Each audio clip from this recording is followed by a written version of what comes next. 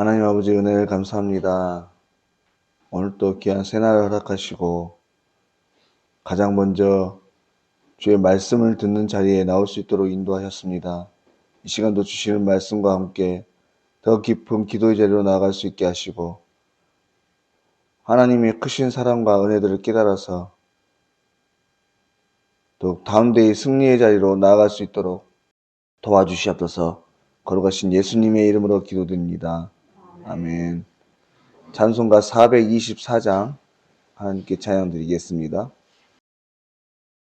아버지여 나의 마음을 맡아주 관하시고 완악하고 교만한 것 평쾌하여 주소서. 온유하고 겸손하여 화평하게 하시고 망령되고 악한 일을 물리치게 하소서. 하나님의 은총 속에 나를 보호하시고 주의 사랑 줄이 되어 나를 메워 주소서. 구세주의 흘린 피로 죄를 씻어 주시고 성령이여 하늘길로 나를 인도하소서.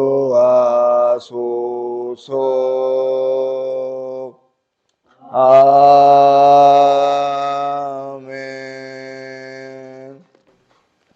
하나님 말씀은 잠언 13장 10절의 말씀입니다. 함께 읽겠습니다. 교만에서는 다툼만 일어날 뿐이라 권면을 듣는 자는 지혜가 있느니라. 아멘. 오늘 말씀은 사람의 분쟁과 분리의 근원이 어디에서 비롯되는지에 대해서 가르쳐주고 있습니다. 오늘 말씀에 있는 대로 사람이 다투고 나뉘어지는 이유는 바로 교만함 때문입니다. 여기서 사용된 교만이라고 하는 말의 히브리어 원어는 자돈이라는 단어를 사용하고 있는데요. 이 말은 오만함, 또 거만함, 건방짐이라는 뜻을 가지고 있습니다. 자신만을 위하고 자기 자신만이 칭찬과 높임을 받으려고 하는 그 욕심에서 비롯된 마음을 말하는 것이죠. 사람의 마음에 욕심이 가득하면 반드시 다툼은 일어나게 되어 있습니다.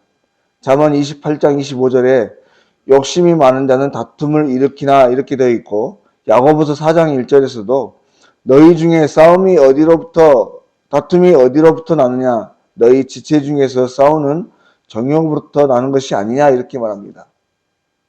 그래서 심리학에서도 보면 이 다툼의 원인에 대해서 세 가지로 설명을 하는데, 첫 번째가 욕구가 충돌되어 다툼이 일어난다 이렇게 말합니다. 서로가 스스로 누리고 싶은 것이 충돌하는 것이죠. 예를 들어서 가족이 함께 TV를 보고 있는데 남편은 스포츠를 보고 싶어하고 아내는 드라마를 보고 싶어하고 아이들은 예능이나 만화를 보고 싶어합니다. TV는 한 대인데 각기 보고 싶어하는 채널이 다른 것이죠. 이럴 때 다툼은 반드시 일어나게 되어 있습니다. 두 번째, 사람이 다투는 이유, 그것은 가치관의 차이예요. 젊은 세대는 새로운 문화에 적응하고 싶어하고 나이 든 세대는 오래된 것을 지키고 싶어합니다. 서로 가치관이 다르니 세대 차이라고 하는 충돌이 일어나서 서로 다툼이 일어나게 되는 것입니다. 마지막으로 감정 추구에 다름이 있습니다. 이것은 느낌의 관계가 있는 것이죠. 이해타산이나 가치관 이런 것이 다른 것도 아닌데 괜히 감정이 상하는 거예요. 감정이 상하면 그 어떤 것도 하나가 될 수 없습니다. 무조건 충돌하는 것이죠. 바로 이 모든 다름, 갈등의 원인을 야고보 사도는 한마디로 정욕에 의한 것이라고 말하고 있는 것이고, 이 정욕, 나만을 위하는 이 마음이 바로 교만한 마음의 시작이라고 하는 것입니다. 또한 다툼의 원인이 되는 교만함의 또 다른 모습은 자랑입니다. 내가 제일이라는 자만심, 내가 속한 공동체가 제일이라고 하는 그런 마음에서 비롯되는 것이죠. 신약 성경에 보시면 고린도 교회에 이와 관련된 분열과 분쟁이 있었습니다. 서로가 나는 바울에게서, 나는 아볼로에게서, 나는 게바에게 속한 자다 이렇게 자랑하는 것입니다.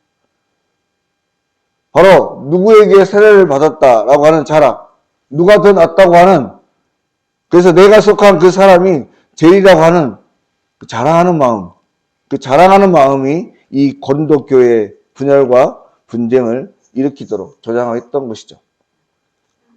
그런데 이 분열과 자랑과 판단의 교만한 제약으로 어우러진 이 고린도 교회에 사도 바울이 그 해결책으로 내놓은 답이 무엇인가? 바로 십자가였습니다. 그래서 사도 바울은 이렇게 말하죠. 내가 너희 중에서 예수 그리스도와 그가 십자가에 못 박히신 것 외에는 아무것도 알지 아니하기로 작정하였습니다. 또한 갈라디아서 6장 14절에서도 그러나 내게는 우리 주 예수 그리스도의 십자가 외에 결코 자랑할 것이 없다. 이렇게 말합니다. 여러분, 오늘 바울이 이 교만한 앞에 십자가를 내세우는 그 십자가의 메시지가 무엇입니까? 왜 십자가만이 이 교만함의 자랑의 마음을 해결할 수 있는 유일한 길이라고 여겼을까요? 그것은 겸손함입니다.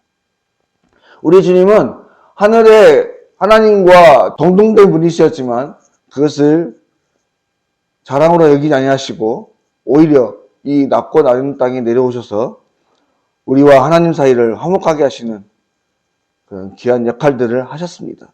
바로 우리 주님의 낮아지심을 생각할 때 우리는 어떤 것도 자랑할 수가 없는 것이죠.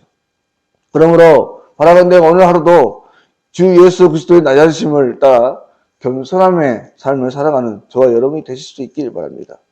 다음에 오늘 말씀 후반절에 권면을 듣는 자는 지혜가 있다라고 말씀하고 있는데요. 바로 겸손한 자는 듣는다고 하는 것이죠.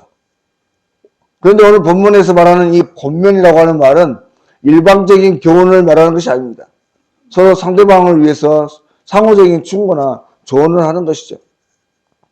지혜로운 사람은 언제나 겸손하고 언제든지 얼마든지 자신이 실수할 수 있다고 하는 것을 인정합니다.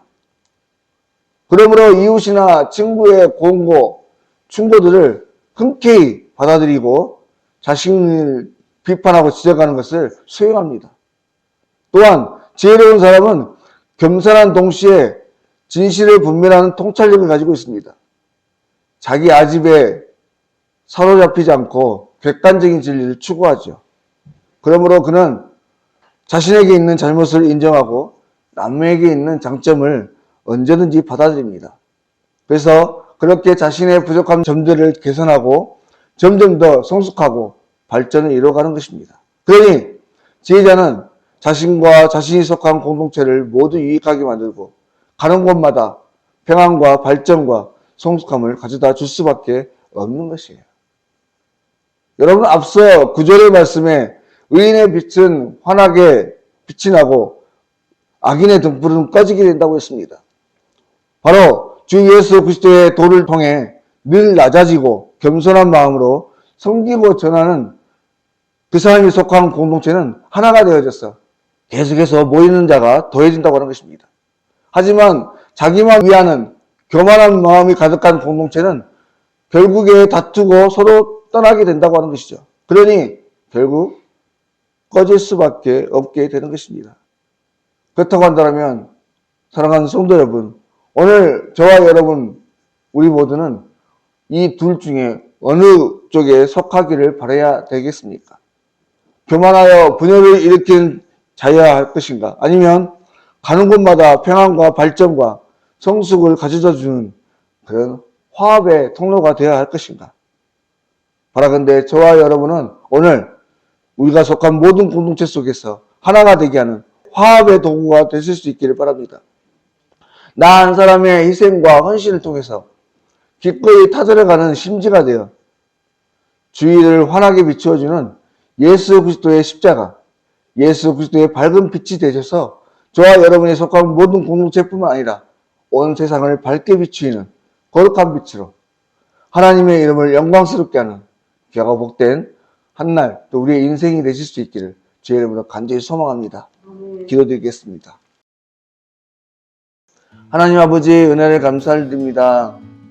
오늘 우리 안에 주 예수 그리스도의 십자가, 낮아짐과 희생과 헌신의 마음이 가득할 수 있도록 인도하여 주십시오. 그래서 부족한 종들을 통해 오늘 또 하나 되게 하여 주시고 화목하게 하는 평화의 도구가 되게 하셔서 크시고 높으신 하나님, 우리를 너무나 사랑하시고 우리를 구원하고자 원하시는 귀한 아버지 하나님의 마음을 온 세상 가운데 흘려보내서 우리를 통해서 그 귀하신 하나님의 이름이 온 천하 가운데 흘러가게 하는 복의 통로들로 쓰임받을 수 있도록 인도하여 주시옵소서. 모든 것 거룩하신 예수님의 이름으로 기도드립니다. 아멘. 하늘에 계신 우리 아버지, 아버지의 이름을 거룩하게 하시며 아버지의 나라가 오게 하시며 아버지의 뜻이 하늘에서와 같이 땅에서도 이루어지게 하소서.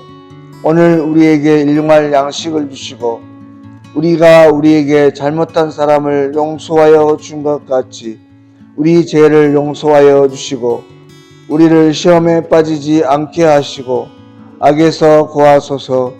나라와 권능과 영광이 영원히 아버지의 것입니다.